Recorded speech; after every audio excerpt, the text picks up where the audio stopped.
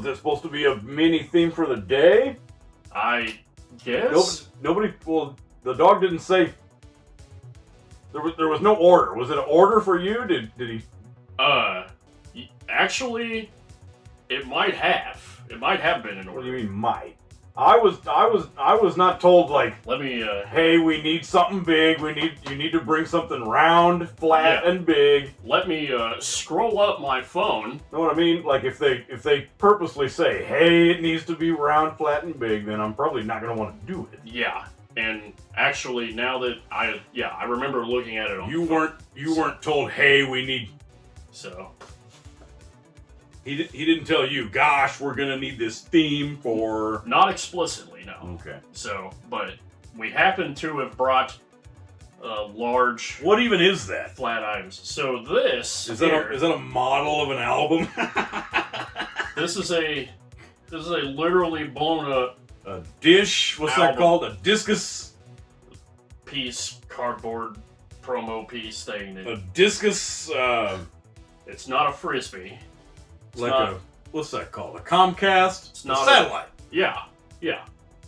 It's unfortunately I haven't been able to pick up anything with this other than picking up the actual item. I just see it's like a shield. But when I think of it, I whoosh, and then you can like I'm pretty sure have it double as a shield. I'm pretty sure I got this from like a pizza restaurant that may have been like overusing. Where it's like hanging, a section, like hanging from the ceiling, hanging down on like a string or something. Well, I think they actually used it to make pizza.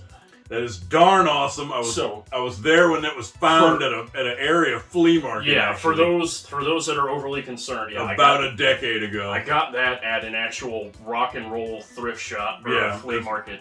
That's kind of hella sick. So and because that's what today is. As we're doing a Roger. Oh wait, it's apropos. I didn't mean to leave those there. Oh, that's fine. Yeah. Prefer them? Okay. Yeah, sure. Apropos for today, we're doing. There can only be a few Roger Waters solos. We would never use that in a different video. Not at all, no. Like Chaos AD. Never. So this is obviously Roger Waters' time. Yes, and for those that don't know, Roger Waters was the bassist and a founding member of Pink Floyd, all the way up until the bitter end of like 1983 or so after Movie and the Final Cut. But after doing the Final Cut album... Let's see, what's the time on? He did these. He left in 1983? Yeah, it was 83. Right after the release of Final Cut? Yeah, and that's 84. Yes. Solo. Yeah, so his... Oh, yes, you get to the... Yep, you get to the... What's that called? Not a font. Is that his handwriting? His calligraphy. Is that a font? His unique calligraphy from Movie. So... But I mean, no, that's like a... based on his writing? Yeah. It's part of that whole maniacal... Pros and cons of Hitchhiker? Thing. But yeah, right after leaving Pink Floyd, with his first solo effort, if you look up his YouTube channel, his dedicated artist YouTube channel, you'll find something called like Music from the Body, but that's not a solo album since he partnered up with somebody named Jeff Geeson. Okay. But yeah, this is the first one. 84 when this came out, and I can summarize it by saying, because it's right in that time period, if you like Movie, you'll love this album. The fun thing about the making of this album is... Pink Floyd the movie? Yeah, the movie. Pink Floyd movie. So... Okay, yeah, just as long as I don't have to think of Wizard of Oz. We're talking about the actual Pink Floyd the movie? Yeah, we're talking, actual Pink Floyd... Oh, yes, there's stuff on that. In my brief listen to that, there was stuff that sounded like the... Yes. Like the wall songs. Definitely. So, and there's a good reason for that. When Roger Waters was going on his late 70s creative spree, he basically said, "Hey guys, I got enough material for 2 albums. Whatever, we'll pick the grand concept of the album that you guys want to do. That democratically put it to him to... Yeah. And then he'll do the other album as Nice! solo." So that was all written up as a story in 1979? 79, yeah. So, yeah. They unequivocally picked Movie to do theirs. Neat! It's So- like the non-wall. Yeah. We can call it that. We can call it Movie 2.0. We can call it And then you get this kind of famous cover. the sequel. Yes. So another fun thing about that album is that's how you tell whether or not you have the censored version. I remember this cover. I have the censored version because it has the big ugly black censor bar that goes across Lady. But yeah, if you have the uncensored version, it's no black bars anywhere. But yeah. So as an album itself, it tells the story of somebody just living for the current time, and he's going through a dream. The idea is that 90 to 95% of the album is occurring within a dream state. Does it ever say his name? The protagonist's name? The person who's telling the story? I don't think so. They don't just name him Pink again, do they? Well, that would be too easy. Yeah, Pink is dude from the movie, so I don't know if they can reuse him. I don't remember if they said his name was... In the other one it did. Yeah. Gosh, who is he? Was it Ray? The Said Eric Dream- Clapton in there. Yeah. What were some of our celebrity guests? There was Eric Clapton and Roger Waters. No, there was Eric Clapton, there was Jack Palance. I completely Hell's Angel Jack Palance. I Yep. completely skipped over the fact Yeah, that isn't that awesome? Jack Palance was in this thing. It says like, how you doing, buddy? Something, something. And yeah, somebody named Cherry Vanilla Mm-hmm. Mm-hmm. and Manning Redwood, but That you don't know. and Madeline Bell.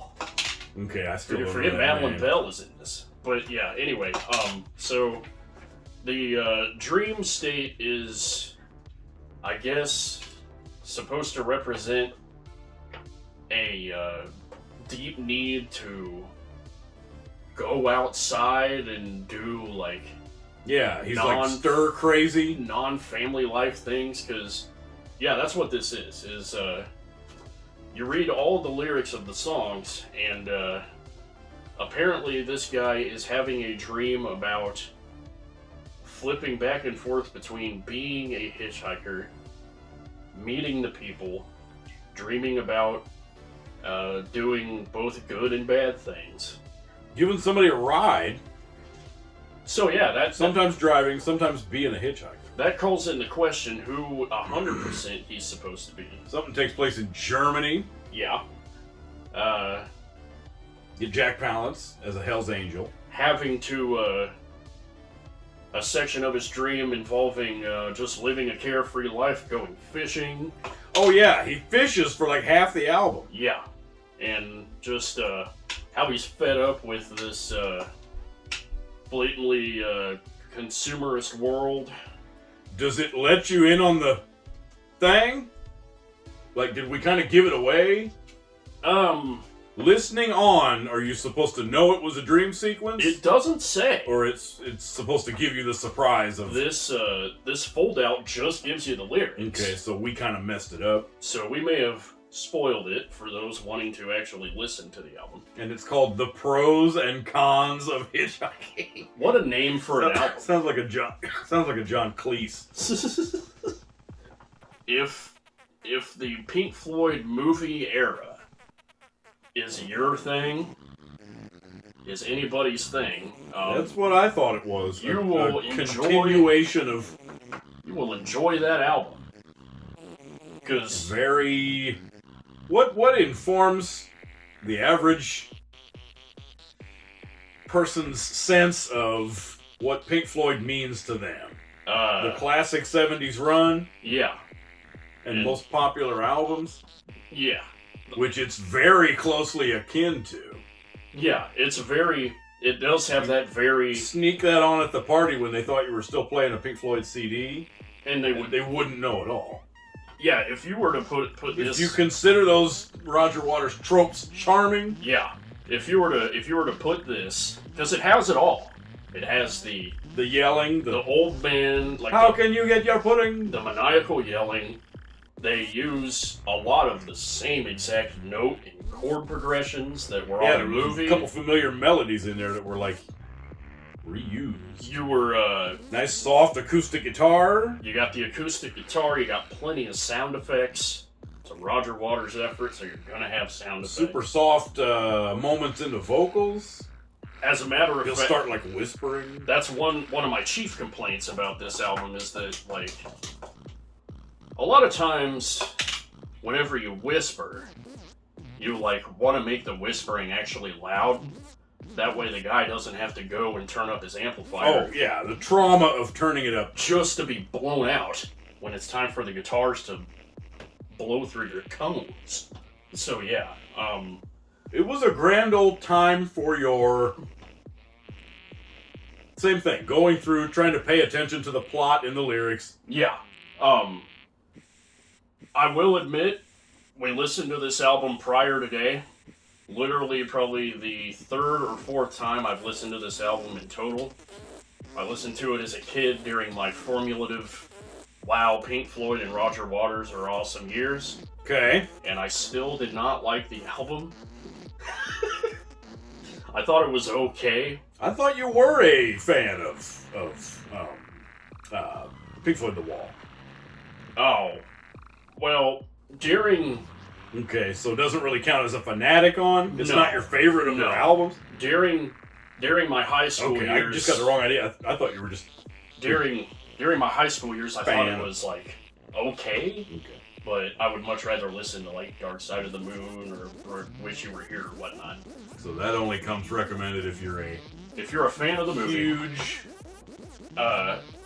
as I got older, I kind of became not the biggest fan of the sound of the movie.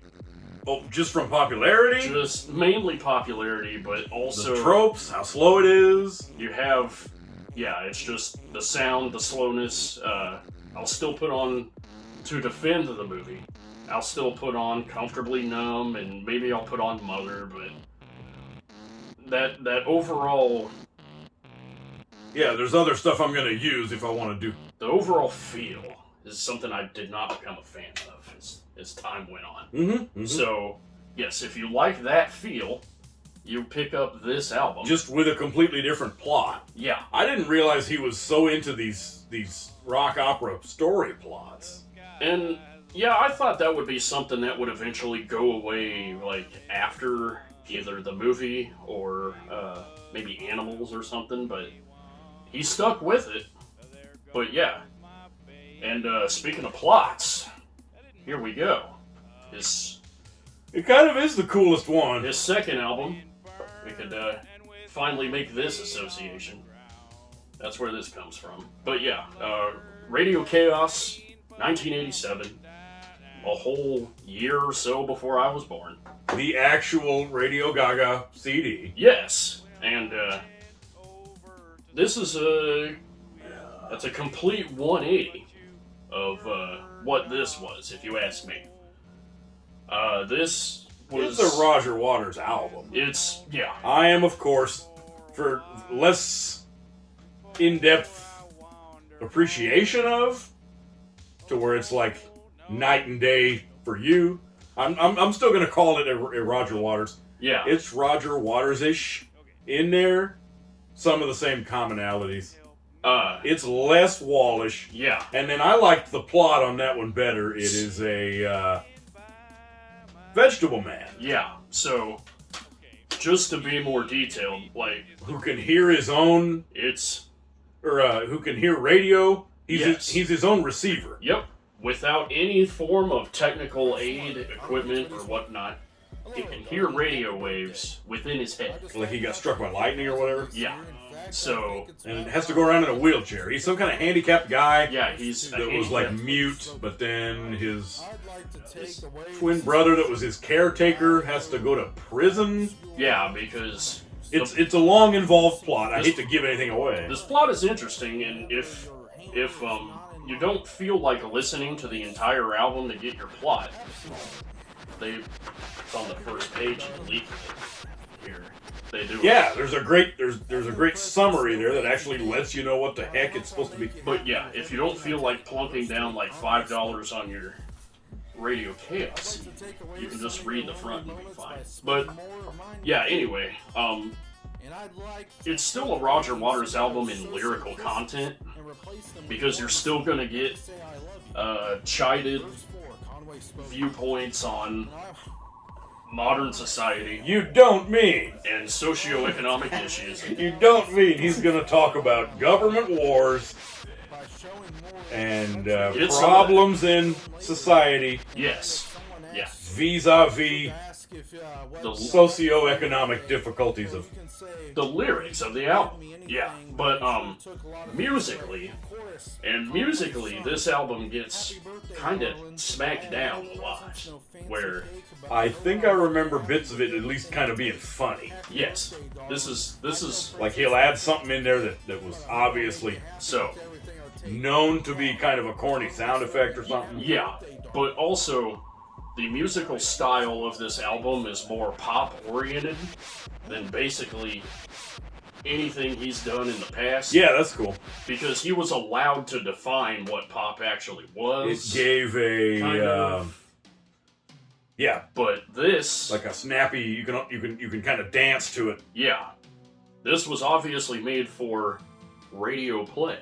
So there it is. But yeah, so this album here, whenever I put it on, I get about probably 25 to 30% ironic enjoyment because I do enjoy listening to the mid and late 80s unironic ratio stuff, but to me, this is a good album. Like, it's got, the production values are ace. The only thing I can complain about is it's really quiet. So that was the one you had to turn up. You literally have to turn your amp up another. Oh well, at least it wasn't so unbalanced between whispering and.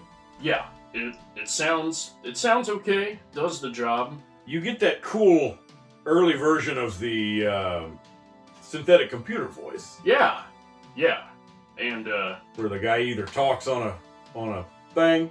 I think. Or it's a rewired cordless phone or something. Yeah, I think the album credits say. Yep, there it is. So, the voice of Billy, the handicapped guy that can hear radio waves in his head, is voiced by a BBC computer. So it's a literal computer talking to you. But maybe the first of its kind. But again, I'm not gonna go for it. I would call it usable. But and we can say high quality. You just have to be up for that style. Of course. Yeah, you have to be up for mid to late 80s adult pop, adult contempo. They're kind of like bad coffee. If you don't want to listen to a Roger Waters album, then don't use that Roger Waters album. Yeah, but I thought it was. I thought it counts as kind of his coolest solo album. This is my favorite, and was actually the first one I was introduced to. The plot is engaging enough and interesting enough to, and you want to pay attention to what keeps happening in the plot. And you'll hear just funny things happen in the lyrics, like somebody talking about how imagining the old guy coming along, and the character like Benny, the older brother, dropping a concrete block on somebody's head is mentioned in. Oh, well, I don't think he was the one that did it, but yeah, there's lots of the part where he runs up across the bridge and stuff like that. Yeah, lots of awesome stuff, literally in the lyrics. And Chaos is actual station KAOS. Yes, where you hear the DJ talk in Los Angeles. Yeah. Remember, he goes, You're listening to Radio KAOS. "Hi, I'm Jin. the protagonist. Happen to be. I hear my own radio waves with no radio."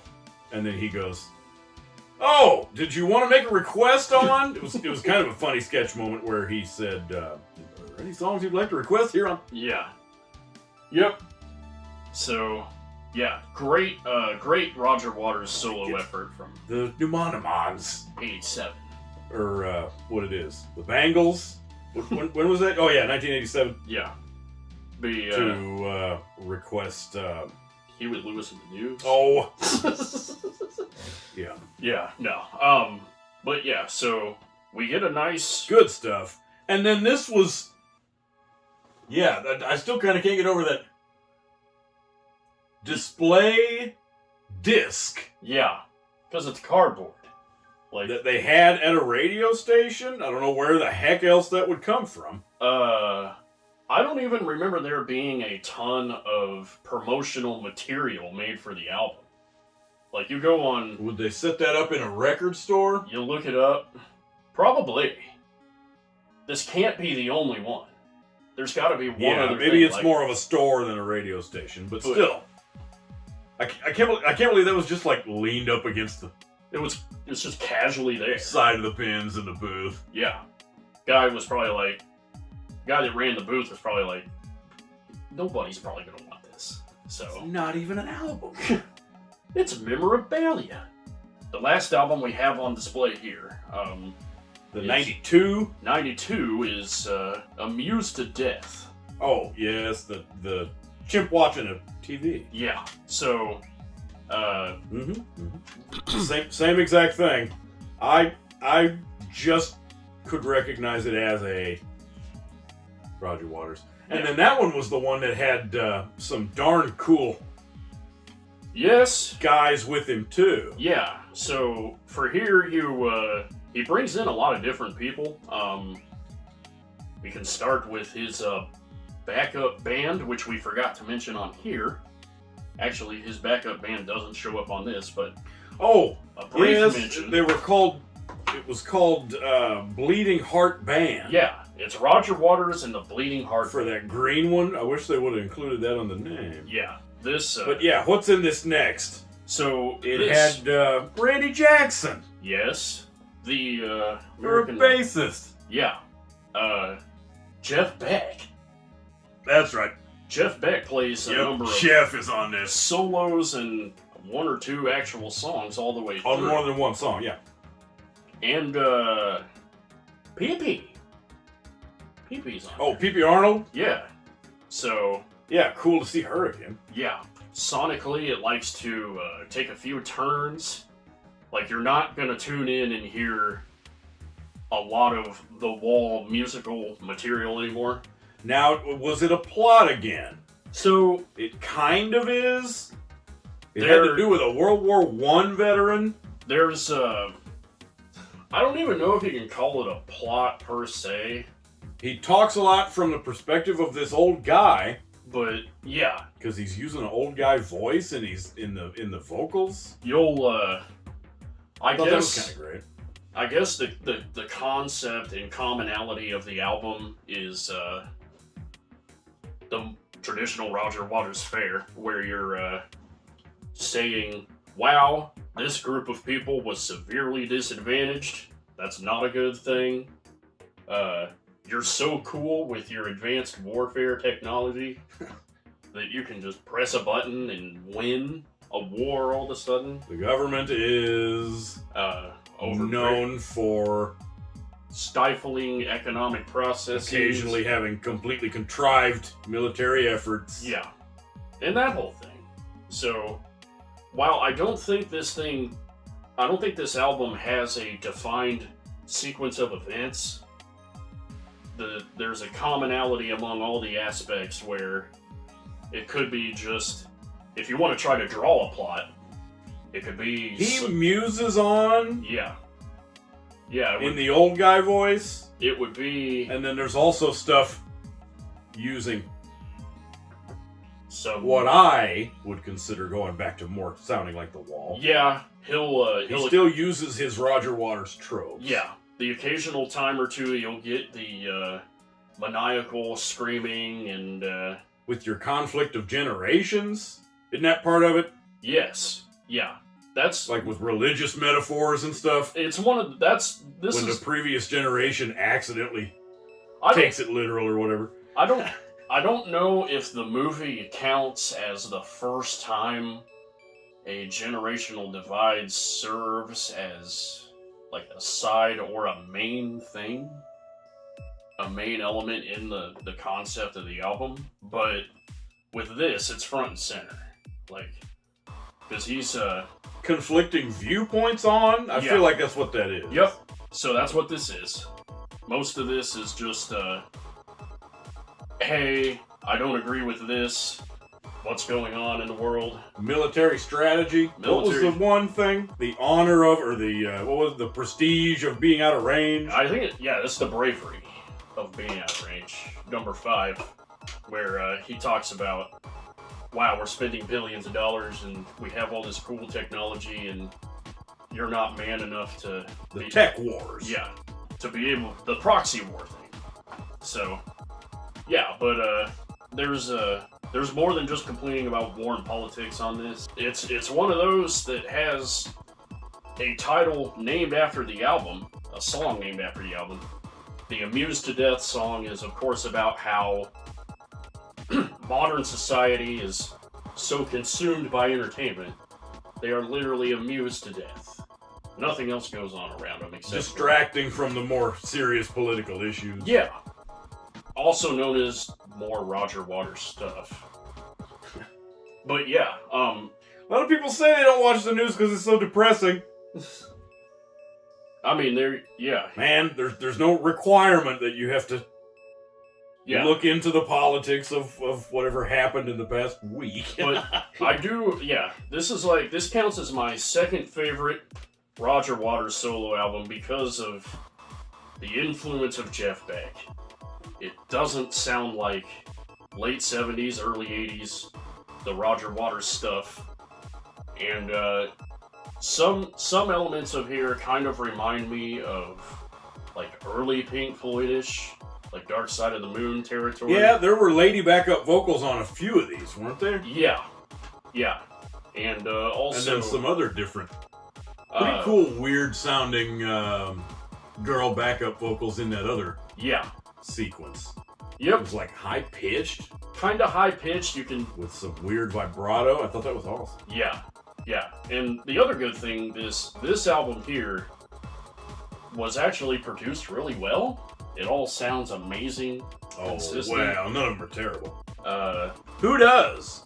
Have these all been produced by Roger Waters on credits? What does it talk about for producer? Actually, I think he shares producer credits with a guy named James Guthrie.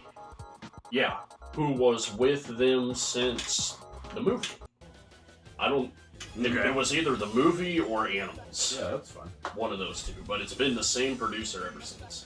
So, but yeah. It's great that he got so many opportunities to put these storylines out. Well, yeah. You give him an opportunity, he will make you a unique story. It's the 4th story or whatever. Actually, no, I think counting the movie and the final cut in the primarily Waters-led era of Pink Floyd, this would be it'd be 4 or 5. Because I always forget that this doesn't count as one single congruent plot, but yeah, I'm a fan. It's the only thing I can use to keep going through the CD is the plot line. Yeah.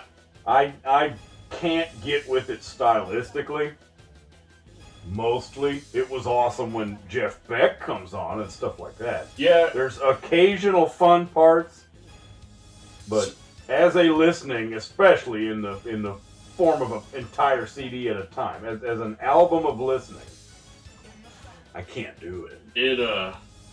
the fun thing too is you gotta be with the sound. Like if you want to listen to the entire CD, because you remember in the early '90s, they wanted to break free from the 45-minute album length, and this album clocks in at like what, 60, 70 minutes, Making them longer. So yeah, you really gotta like what's going on if you want to. You need to hear the entire thing. Yeah, it's a different consideration of a bygone day. Yep, but yeah, I depending how much you like those Roger Waters elements, and that's the thing too. Like for me, I'm conflicted. Like I don't like. Yeah, I still can't get over the fact you said you didn't really like The Wall. I don't like all of the Roger Waters tropes, but all of the bad things like the maniacal screaming and using the same note sequence that only happened during the 80s are counteracted by the fact that I'm listening to a middle-aged, at this point in time, guy complain about the modern world. And, like, the lyrical content, as well as surrounding himself with good musicians. You get the format. So... Going all the way back to whatever from his past memories. Yeah. That his dad was a war veteran or something, or got killed or something like that. Yeah, his dad got killed early. That shapes a lot of his viewpoints, and so you get iteration after iteration of these. Yeah, and that's as long as you're game for it. These are great. Yeah, and for those that are reaching for the comments saying, "Hey, there's more." I mean, I already know there's more. Probably gonna have to break this up into a part 2. Oh, the newer ones? Yeah, you said there was a... Oh, yes, that one from not long ago at all. Yeah. In your politics, yeah. Yeah, that one. I have yet to listen to anything after this, so I will make it a point to listen to, and then there'll probably be a part 2, so... But yeah, I'm a fan. A few nitpicks and things to complain about, but I count as a Roger Waters fan, so... You're gonna keep all 3 of them? Oh, yes. Without a doubt.